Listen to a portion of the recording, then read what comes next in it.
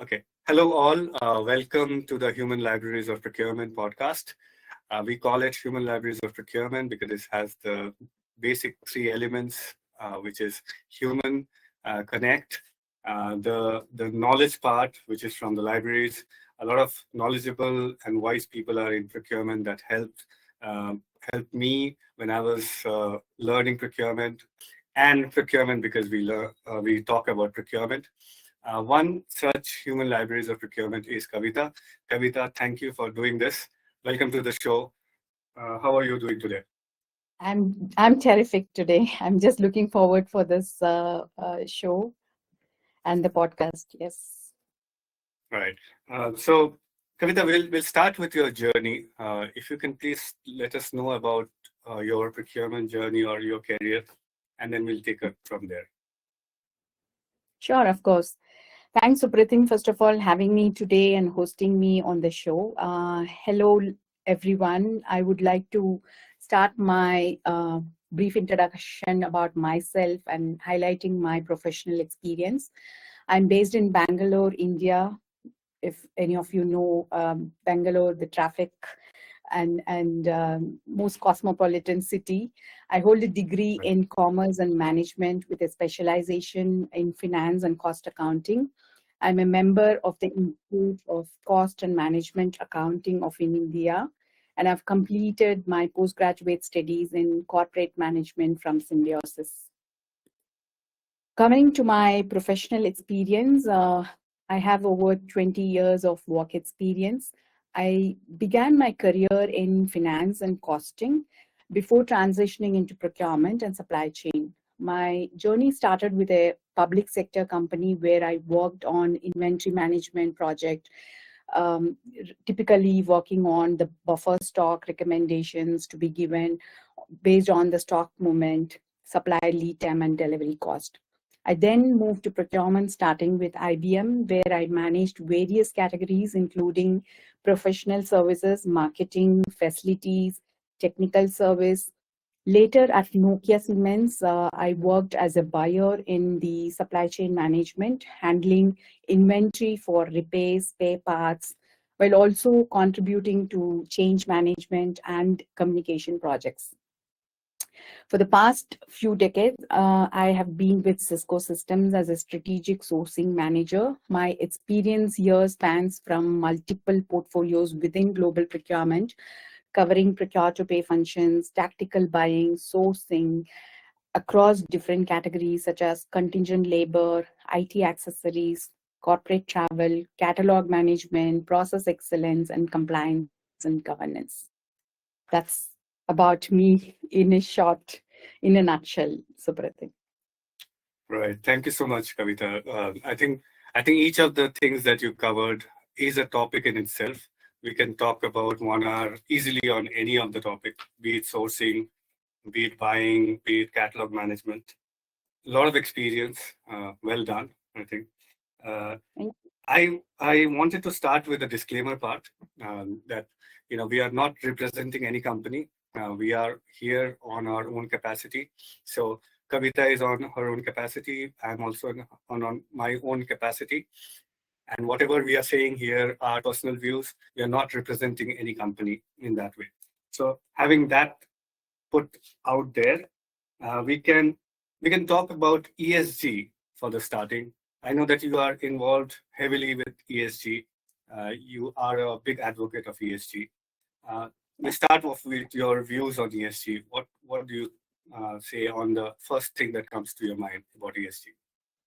Yeah, absolutely. I am a strong advocate of ESG, not just in procurement, but in my personal life as well. At home, I actively practice waste segregation, composting, minimizing plastic usage by carrying reusable shopping bags.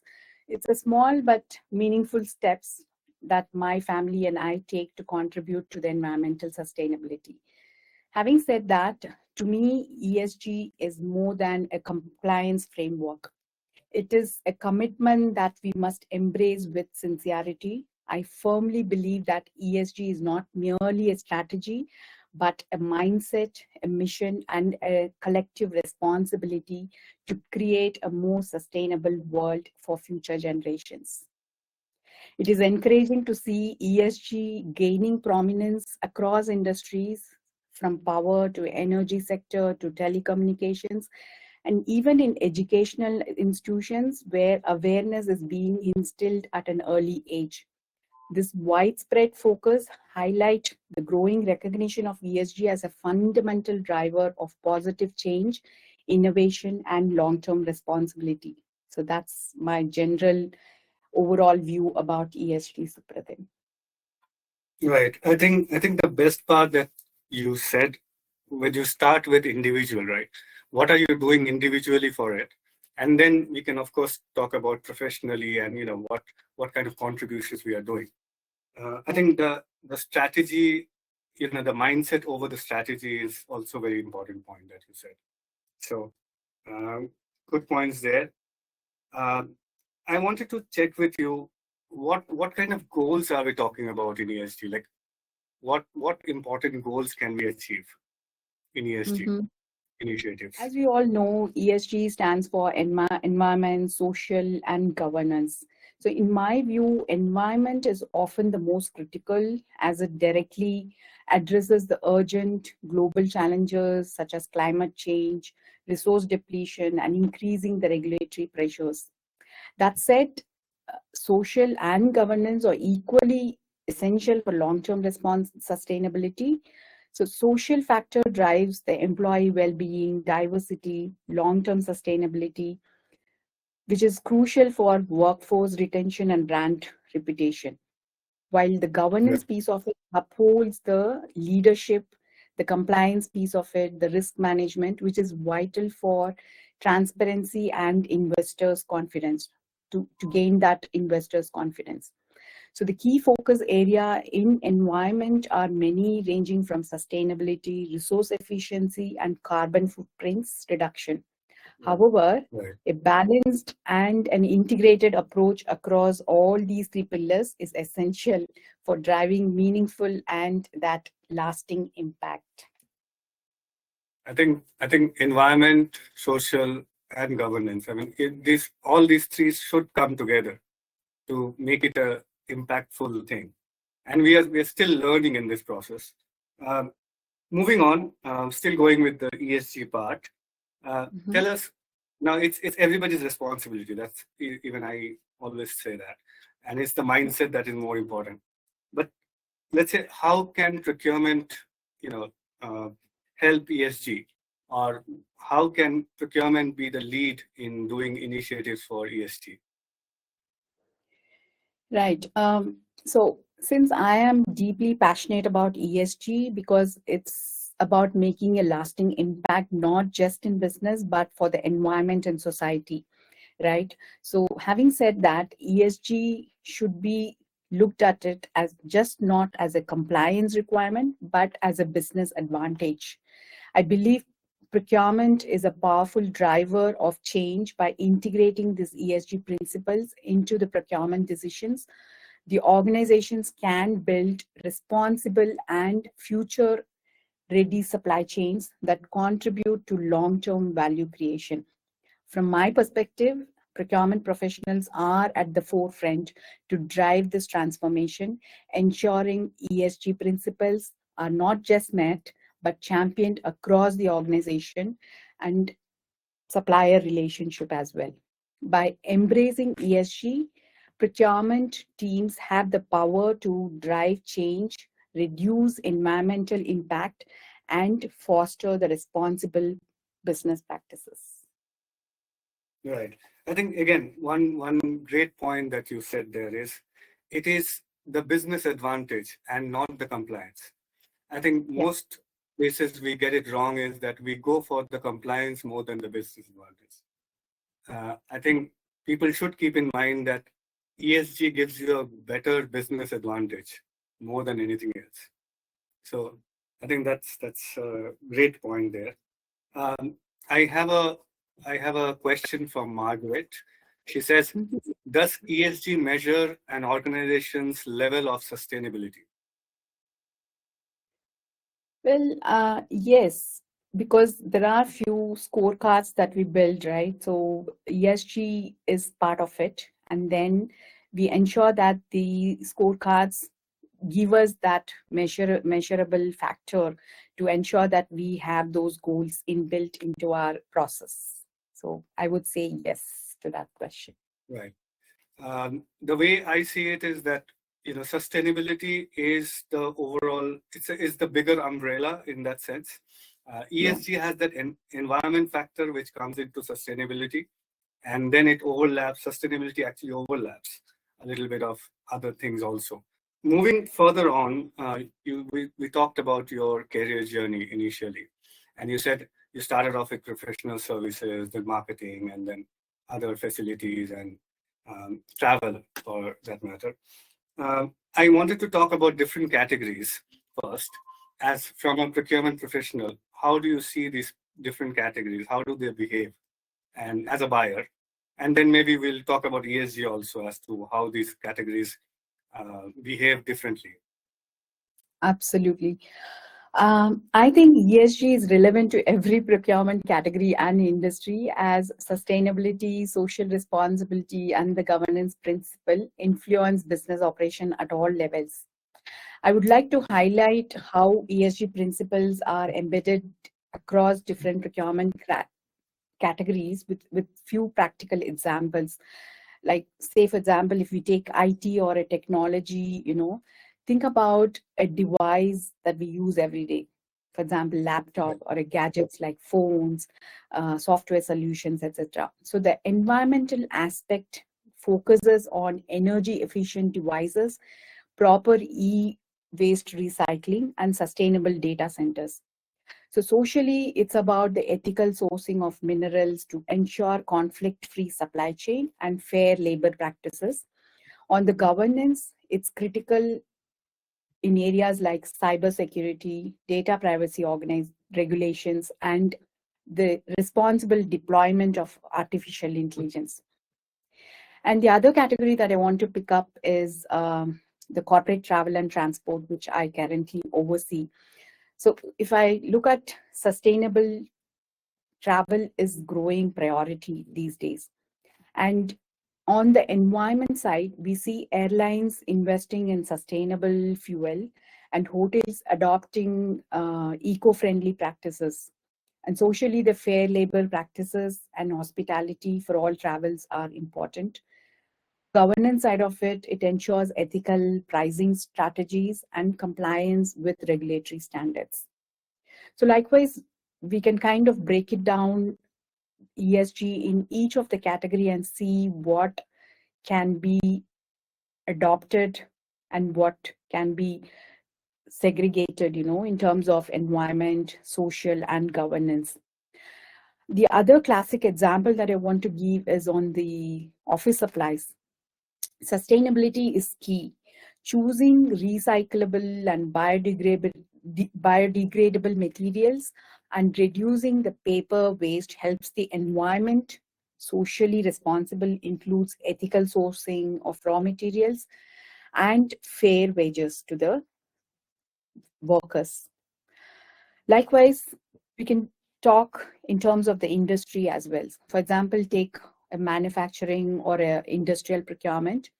In manufacturing, the ESG impacts everything from raw material to a finished product.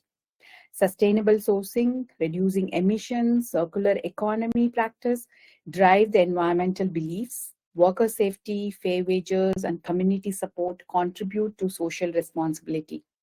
The governance ensures compliance with international labor laws and ethical supplier audits. If we look at telecom and networking industry, which I am familiar with, or because of my experience, I can say that they run on a massive infrastructure. So ESG is a game changer here.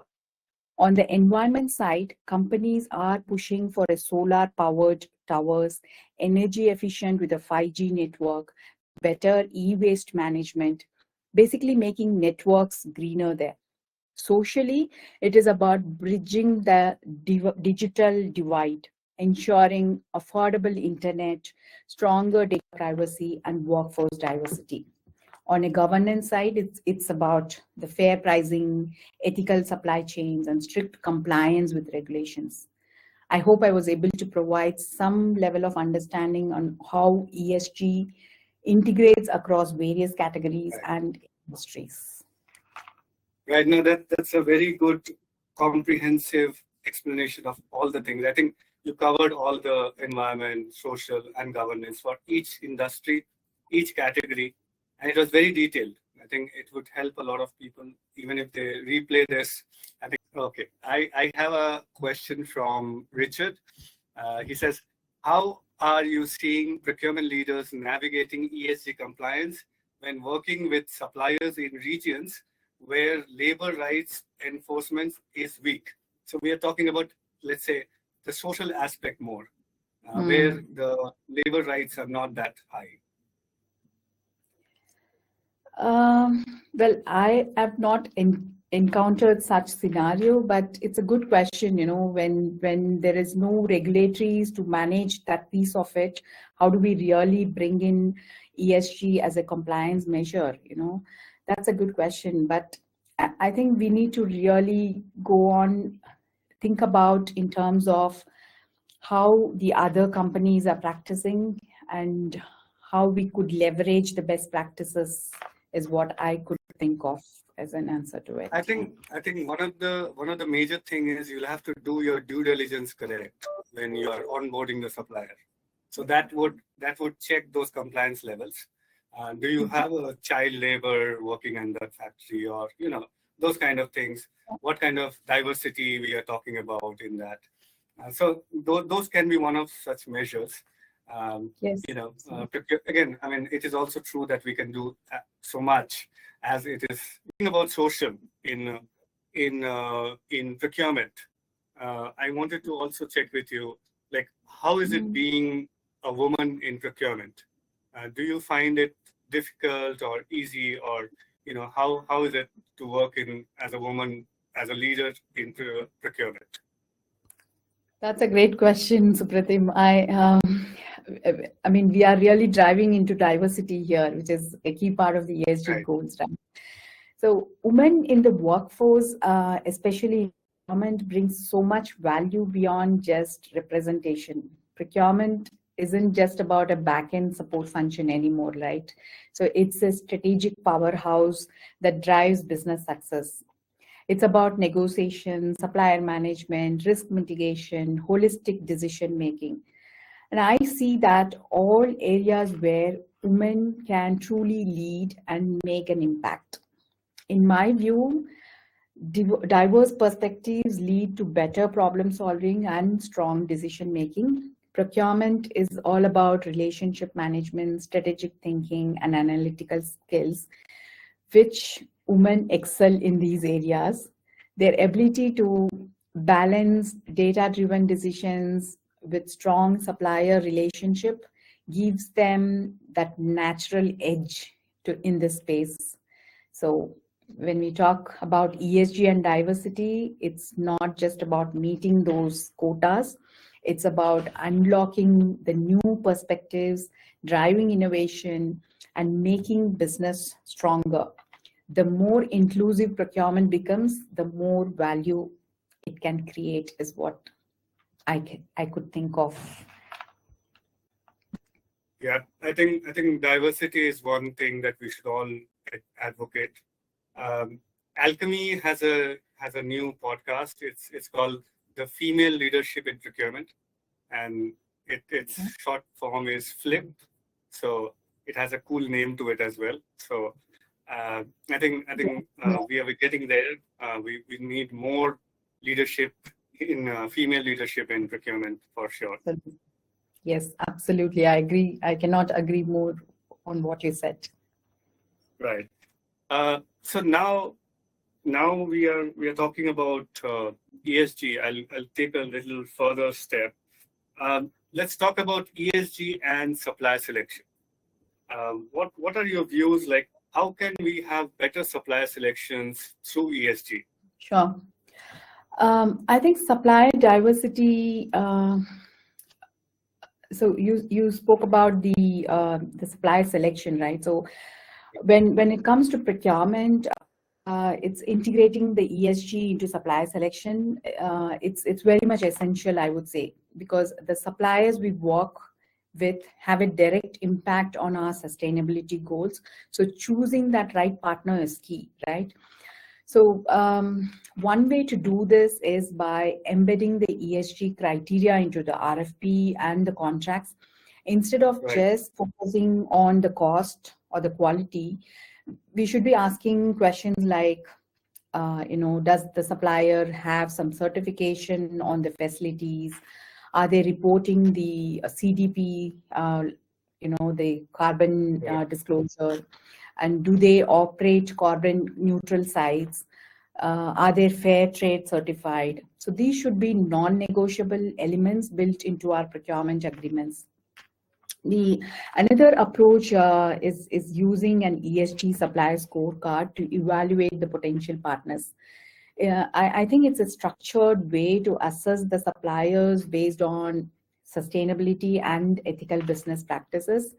For example, we could break it down as each of the pillars taking environment impact, give them 30 points, ask questions like how well does the supplier manage carbon emission, renewable energy, its use, and the waste management, etc. And social responsibility, again, 30 points. Are they committed to fair wages, workforce diversity? And then governance, maybe 20 points. Certifications, 10 points. Likewise, ESG innovation, 10 points, asking questions like, are they actually working on net zero goals, circular economy models, or sustainable product lines? To ensure we are truly working with responsible suppliers, we can set a minimum ESG score, say around 70 points, to qualify them. So this way, we are not just evaluating vendors on ESG efforts, but also holding them to that measurable standard.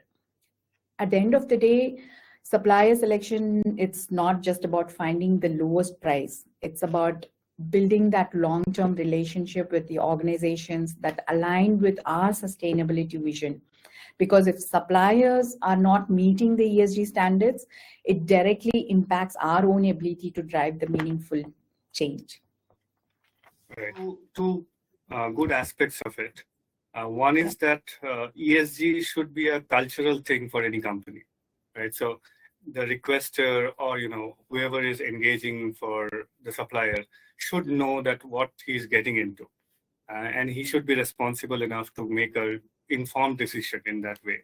Procurement, of course, but other people also who are engaged into it. And I think the second point is the scorecard. I think that's a very, very, very good point that you said, that we can have a scorecard which promotes ESG compliant people or suppliers, and due diligence, of course. But I think supplier selection also in that way. So nice, good discussion there. I would like to get back to this point again, if time permits. For now, we'll just move on. Sure. I see a comment from Harold. He says, FLIP, which is the female leadership in procurement, replays are available in Alchemy. So if anybody wants to have that, please refer to that. I have a question from Richard. He says, what role do you think procurement plays in achieving, let's say, India's net zero goal? And what challenges do supply chain face in meeting sustainable targets? So how can procurement help in achieving net zero goals? And what challenges do we face when we are meeting those goals? Yeah, so I would certainly say that procurement do play a great role. And in terms of the India's net zero goals, it's basically, it comes in across all of the, the government has to give that guidelines, then the corporates have to adapt to it. And even the silliest thing of what I said, right? So not carrying the plastics, not really getting into the plastic world and having our own shopping bags. So these small things can really make that impactful change and the net zero goals really drives these, is what I would say. I'll just add one more point here. I think one of the key things for ESG is that the starting point is affected by a lot of other factors also.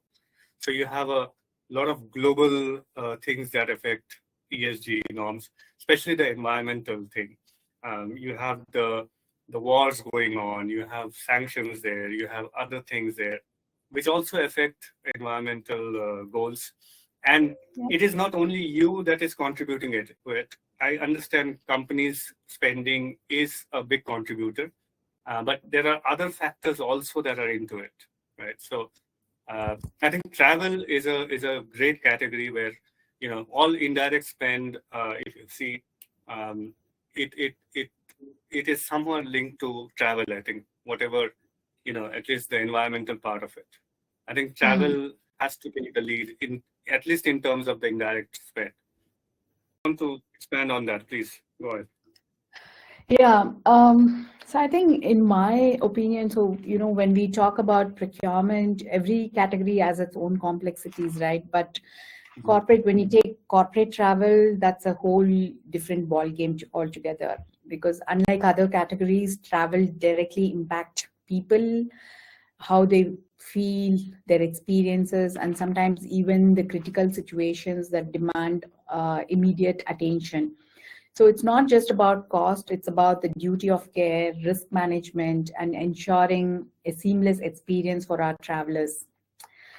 So talking about the sustainability piece of it in travel, ESG is becoming a big part of corporate travel programs, and companies are taking some meaningful steps in this space.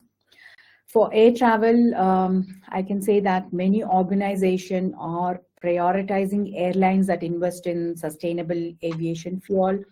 They're also encouraging employees to take the direct flights wherever possible, because fewer takeoffs and landing means less fuel consumption and lower emissions. Partnering with like a low emission carriers is another strategy that's gaining the traction. On the accommodation side, I would say sustainability is a key factor when selecting hotels. Companies are now looking for properties with those LEED certifications or similar sustainability credentials. Hotels that focus on energy efficiency, waste management are becoming the preferred choice these days. On ground transportation is also evolving. Many companies are actually working with electric vehicle rental providers and also a hybrid taxi service to reduce those carbon footprints. Even simple steps like encouraging shared or a public transportation can make that difference.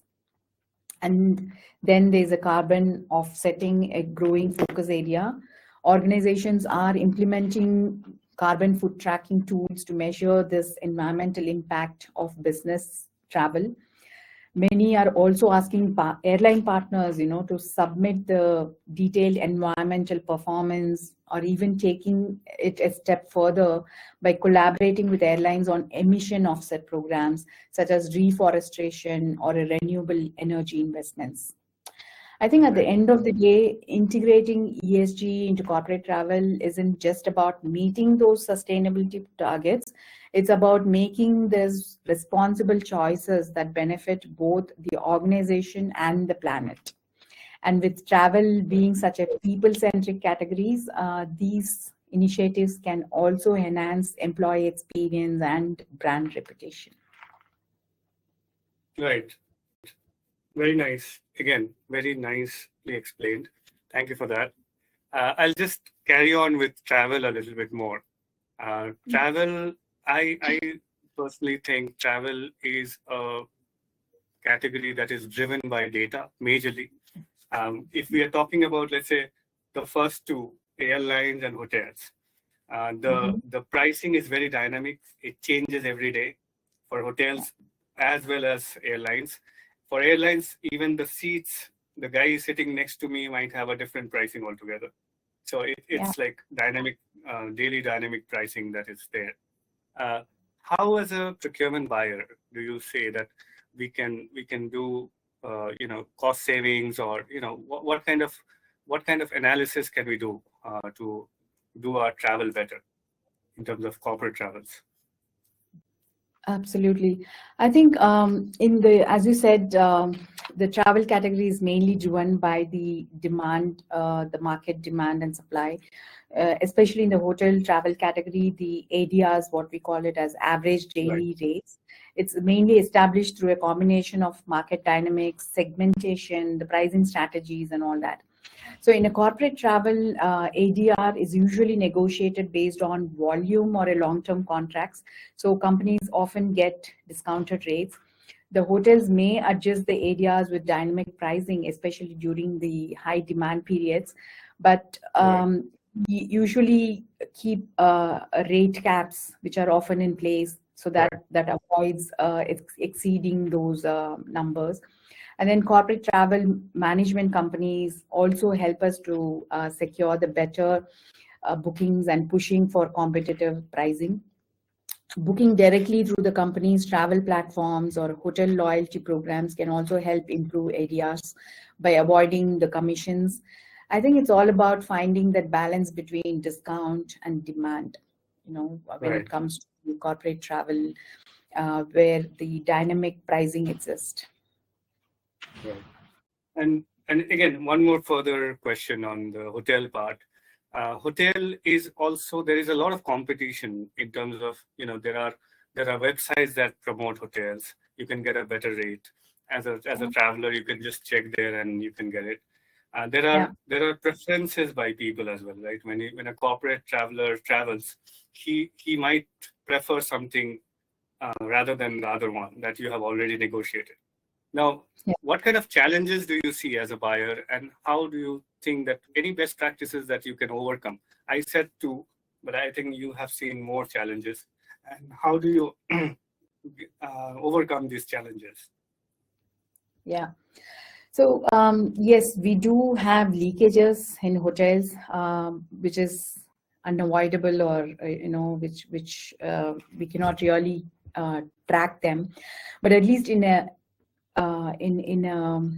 travel, we cannot really allow any exceptions of air travel going outside of program.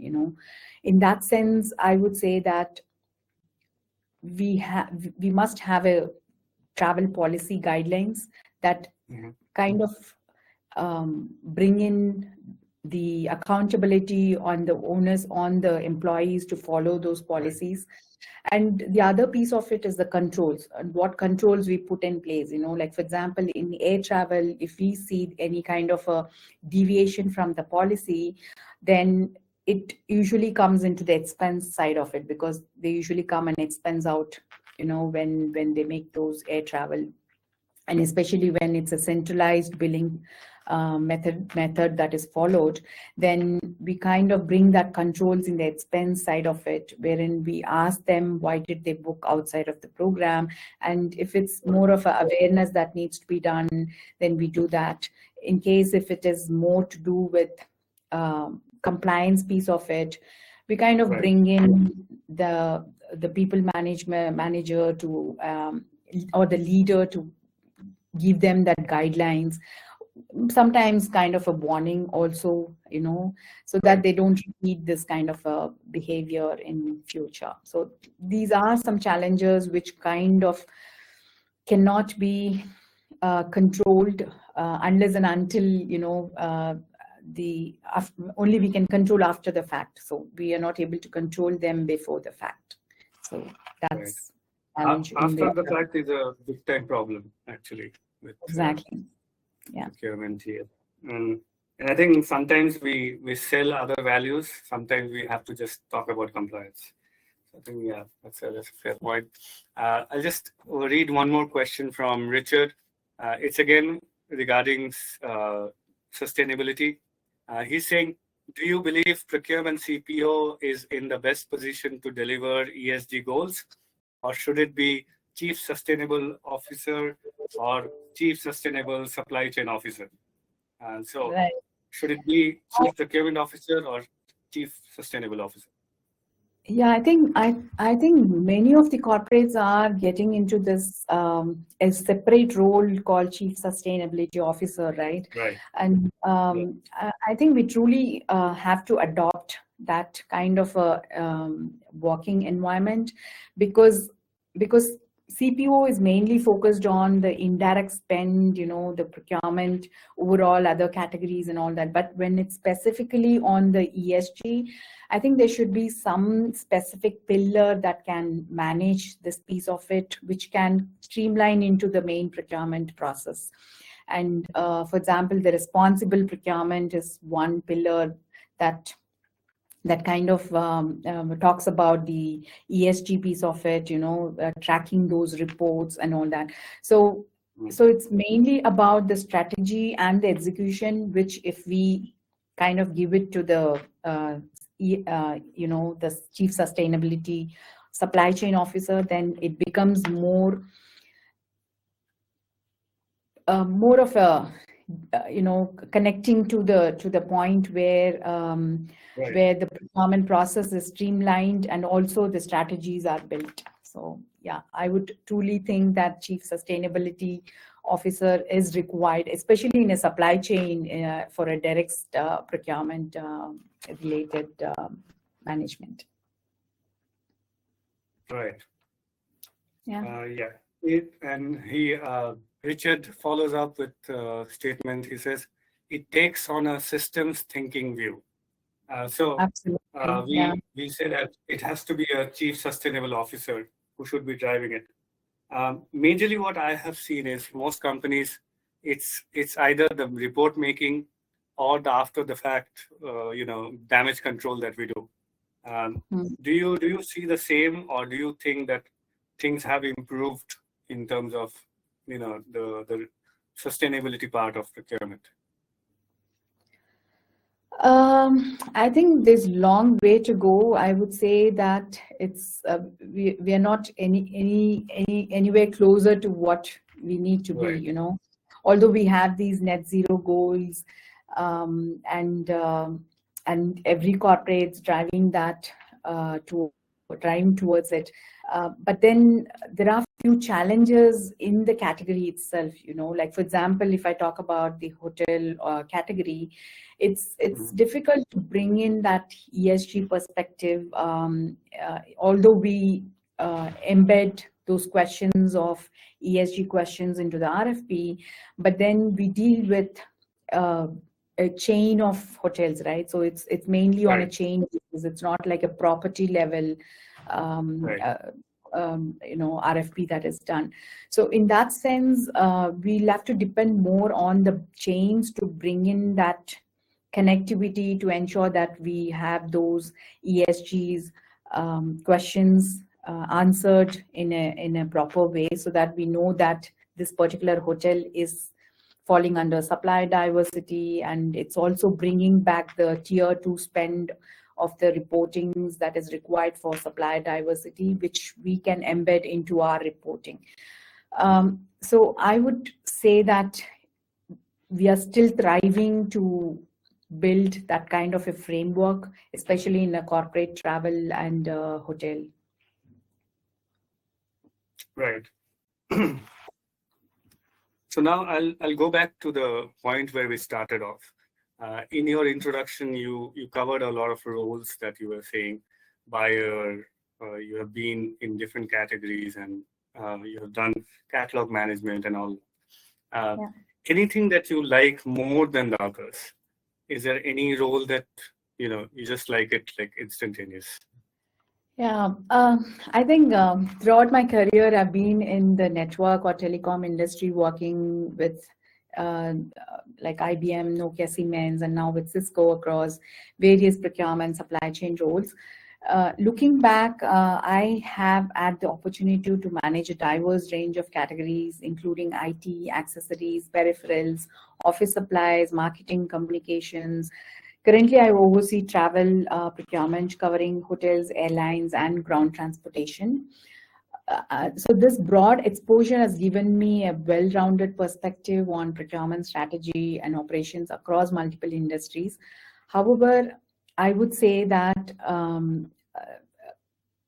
category that really fascinated me is the office supplies and the hotel category, because there are a lot many things that can be done when it comes to ESG in these two categories. Of course, the IT accessories and all that, it's in a matured status, I would say. But when it comes to the hotel and the travel category, there's much more to do, and we have a long way to travel in that category.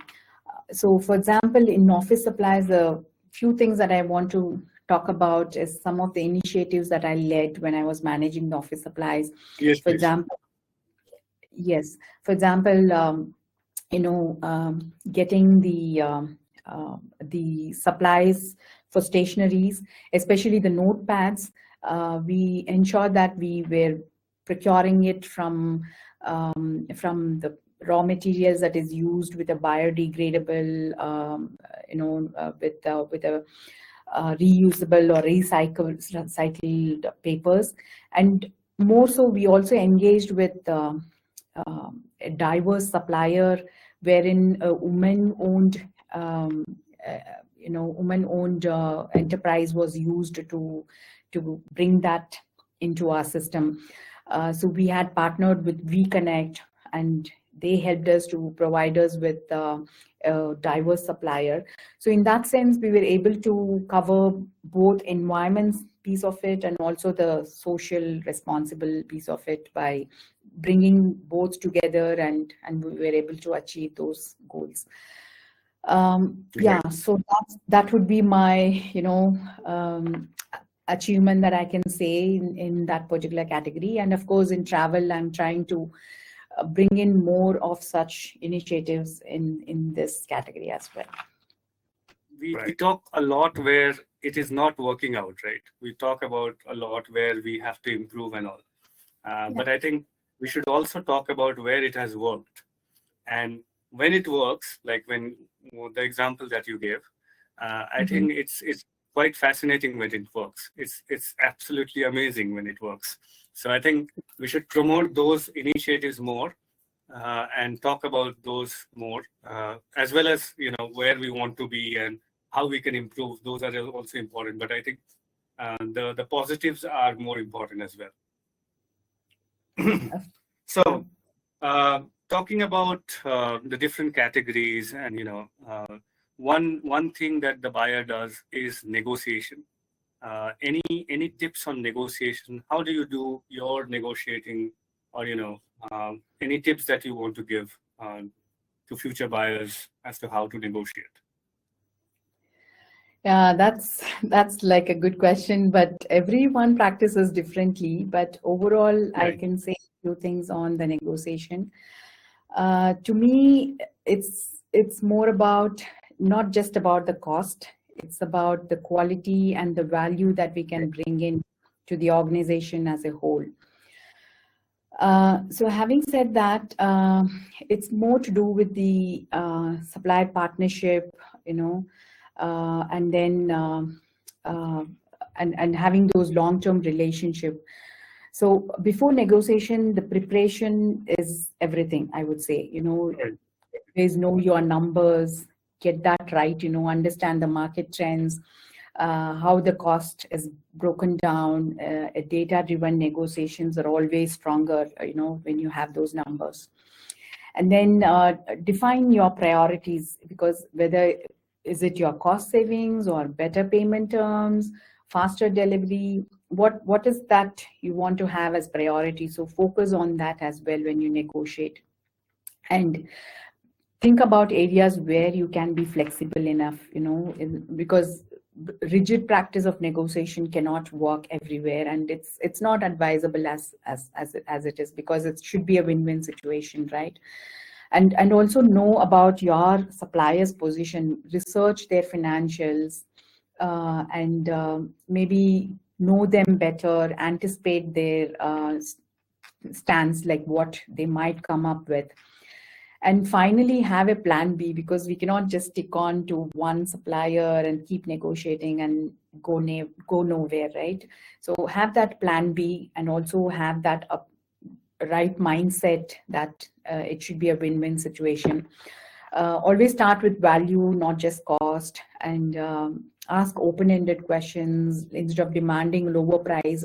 Always ask, how can we work together to bring the cost down, rather than just putting it on them saying, I want lower price, So in that way, we could bring in that partnership, working together, and then leverage competition as well, because we need to have an alternate B, other suppliers who we could leverage, and that brings in the firm relationship with the suppliers that we have.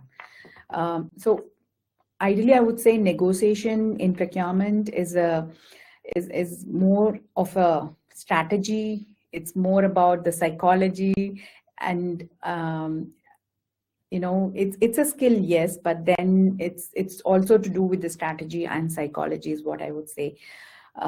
So create that long-term value and maintain that strong supplier relationship and partnership. That's what I would focus on when I would negotiate with suppliers. Yes. Right. Again, very detailed, very, very point-wise, very nice. Thank you for that. Hafiz is saying, he's adding some points here. Buyer also must know his BATNA and ZOPA, so best alternative to the negotiated agreement and zone of possible agreement. So those two he is adding in negotiation. I think they come in the preparation, what you said. You have to know your BATNA. If this doesn't work, what is the alternative? And what is the zone where you can actually agree? So I think those are good additions there. Moving on, one more question that I had is, you have been in procurement for so long, and there are freshers or fresh graduates who are just how they can make a career in procurement. I mean, it's a question that every college students or anyone that want to come into procurement would dwell into. So it's a great question. Thanks, Supratim. So as I said earlier, procurement is more than just buying. It's about strategy, sustainability, making that real impact on the business and the world, right? Procurement is evolving day in, day out. So the question that we need to ask ourselves is, are we evolving with it? Perhaps a tip that I can say is reflect on what excites you about procurement, whether it's problem solving or sustainability or supplier collaboration. Find ways to pivot within that field and own your career growth, I would say. And it's also important to reignite the passion, because passion is what drives us, So procurement today is about more than the cost savings. It's about value creation, risk mitigation, and all that. So shift your focus to areas that excite you, embrace new technologies. If you are really interested in the digital procurement, automation, so upskilling in these areas can open up new doors. If procurement feels stagnant, explore specialized areas like ESG procurement, digital transformation. Whether you're starting fresh or feeling stuck in the middle, procurement is a dynamic, evolving field with endless opportunities. So the key is to stay adaptable, keep learning, and seek new challenges. That is a great note there. It has helped me a lot.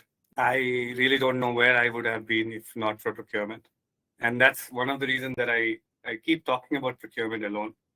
Because that's how it should be. If there is any final questions, please put it down in the chat. And how do you see the future of procurement? You touched it in when you were talking about freshers.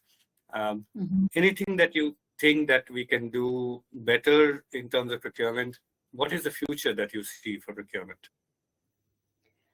Yeah, I think it's a great topic. If you ask me, procurement isn't just about upgrading the tools or saving costs, right? It's about making procurement a strategic function rather than just a back office operation, because people should not look at us as a back office or a support function, we need to really deliver that value.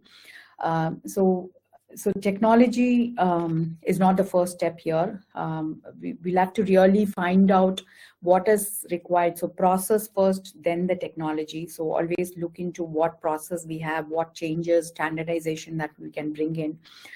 And of course, our stakeholders are most important. We need to align with them to understand what are the challenge areas, the pain points, and then what solutions we can bring in. So let's not just dive into what solutions that we want, rather check out what the challenges are and then bring up those into our procurement process. That's what I would say. Right. And I think we have to go beyond that cost saving mode. We have to talk a lot more other things. I have a comment from Richard. He says, thank you both, some great insights. So thank you, Richard. Thank you, Kavitha. I think we are almost done here. I always tell this to my guests that one episode is not, enough to talk about everything. I think it has been great talking to you, Kavitha. Thank you so much. Is there anything before we close in that you would add? We talked a lot about ESG. We talked a lot about travel. Is there anything that add? Yeah. So ESG is part of procurement, and meaning there's many things that we can do in procurement under the ESG, but we need to really stay connected with those net zero goals and find out how we can bring in innovation into our procurement channels. And it's not, as I said, it's not just about the cost or the quality. It's about how holistically we look at it, saving our planet and giving and handing over this to our generations to come to tackle any challenges that's in there. So yeah, so many things to do. Let's Right. keep going and deliver how much ever that's possible within. Right. I'll take another question. I have a question from Alex. He's saying, do you see tech accelerating ESG in a world where political mood is moving away? So you have tech, which is going towards ESG. Do you see it in that way when the political scenario is different? Yes, of course. I mean, when I speak about the AI or transformation procurement, so technology is the pillar that is driving us to that, So yes, my answer would be yes, technology is important, and we need to kind of balance that in a way that we don't abuse the technology and also use our own thoughts and logical